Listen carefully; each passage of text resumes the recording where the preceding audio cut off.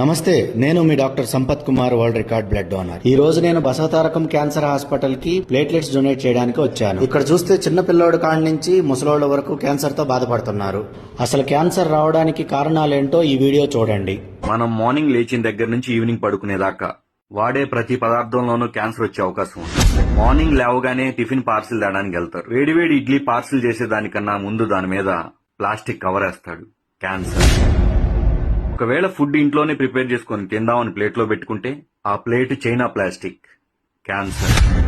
తాగే water bottles, store చేసే water tins రెండు ప్లాస్టికే. క్యాన్సర్. సాయంత్రం పూట స్నాక్స్ మంచూరియా తింటారు, దాంట్లో ఒక ఫోర్క్ ఇస్తాడు. ప్లాస్టిక్. క్యాన్సర్. కారాలు, పచ్చళ్ళు, పోపులు ప్లాస్టిక్ డబ్బాలో నిల్వ చేస్తారు. క్యాన్సర్. స్నానం చేయడానికి ప్లాస్టిక్ బకెట్ లో హీటర్ పెడుతున్నారు. వాటరే కాదు, ప్లాస్టిక్ బకెట్ కూడా హీట్ ఎక్కువ. క్యాన్సర్. ఆరోగ్యానికి కొబ్బరి బొండ తాగుతారు, కానీ దాంట్లో ప్లాస్టిక్ స్ట్రా వాడతారు. తలనొప్పని టీ తాగుతారు, కానీ దాన్ని పార్సిల్ ప్లాస్టిక్ కవర్ లో చేస్తారు. పాల ప్యాకెట్స్, పెరుగు ప్యాకెట్స్, ఆఖరికి చిన్న పిల్లలు తాగే పాల డబ్బాతో సహా ప్లాస్టిక్. క్యాన్సర్. వీటన్నిటికన్నా మోస్ట్ డేంజరస్ మార్నింగ్ లేచిన దగ్గర నుంచి ఈవినింగ్ పడుకునేదాకా వాడే మొబైల్ ఫోన్స్. క్యాన్సర్.